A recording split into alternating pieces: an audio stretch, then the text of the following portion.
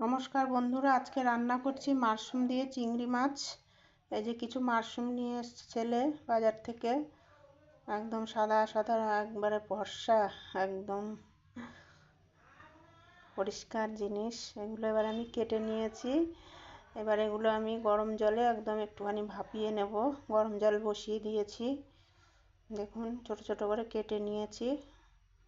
আপনারা কে কে পছন্দ করেন কমেন্টসে জানাবেন। আর এখানে কিছু চিংড়ি নিয়েছি, পরিষ্কার করে ধুয়ে বেছে নুন হলুদ দিয়ে চিংড়িগুলো ভালো করে মাখিয়ে নিলাম। এবারে এখানে কিছু মশলা নিয়ে নিয়েছি, পেঁয়াজ, টমেটো, কাঁচা লঙ্কা, আদা রসুন। আর প্যান বসিয়ে দিলাম, প্যানে সরষের তেল দিয়ে দিলাম। তেলটা গরম হয়ে যাবে, আমি এবারে চিংড়ি মাছগুলো দিয়ে দেবো। চিংড়ি মাছটা আগে ভেজে তুলে রাখবো। চিংড়ি মাছগুলোর সাইজটা বেশ বড় বড়ই আছে।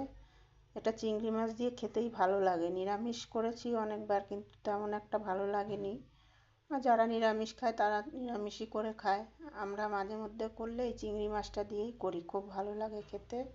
ওই তেলের মধ্যে আমি এবারে আরেকটু তেল দিয়ে নেব। আর এদিকে এই মিক্সির মধ্যে সব মশলাগুলো আমি করে নেব। গোটা মশলাগুলো রসুন, আদা, কাঁচা লঙ্কা, টমেটো পেস্ট করে নেব। হয়ে গেছে। এবার ওই তেলের মধ্যে আমি পেঁয়াজ দিয়ে দেব। পেঁয়াজটা একটু ভাজা হয়ে যাবে, লাল লাল করে ভালো করে ভেজে নেব।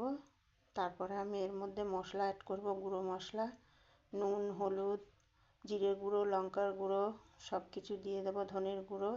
এগুলো এবারে ভালো করে একটু নাড়িয়ে নেব। এই লাল, এটা হচ্ছে কাশ্মীরি লঙ্কার গুঁড়ো, এমনি লাল ঝাল লঙ্কার গুঁড়ো দিইনি, কাঁচা লঙ্কা দিয়েছি। এবারে ভালো করে মশলাটা আমি কষিয়ে নেব, তেল ছাড়া অবধি সুন্দর করে কষিয়ে নিলাম। এবারে আমি মাশরুমগুলো, সিদ্ধ মাশরুমগুলো দিয়ে দেব, ভালো করে নাড়িয়ে তার মধ্যে কষিয়ে নেব এবারে সুন্দর করে। তারপর চিংড়ি মাছটা আমি এর মধ্যে অ্যাড করে দেব।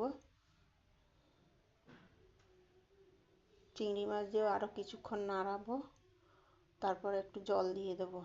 যে নাড়ানো হয়ে গেছে আমার, কষাচ্ছি ভালো করে। এবারে একটু জল দিয়ে দেব। জল দিয়ে আর একটুখানি ফুটবে, বেশ একটু শক্ত ভাব তো, নরম হয় না, স্পঞ্জের মতন একদম। এটাকে আমি একটু ঢেকে দেব, দিয়ে খানিকক্ষণ পরে আবার ঢাকনা খুলে মিনিট 15-20 পরে দেখলাম হয়ে এসছে আমার চিংড়ি মাছটা, সবই সেদ্ধ হয়ে গেছে। এবারে আমি একটু গরম মশলা দিয়ে আর কিছু কুচনো ধনেপাতা দিয়ে আমি নামিয়ে নেব। রান্না আমার রেডি। তো বন্ধুরা, আমার রান্না কেমন হয়েছে কমেন্টসে জানাবেন। ভালো লাগলে লাইক, কমেন্ট ও শেয়ার করবেন। হয়ে গেল আমার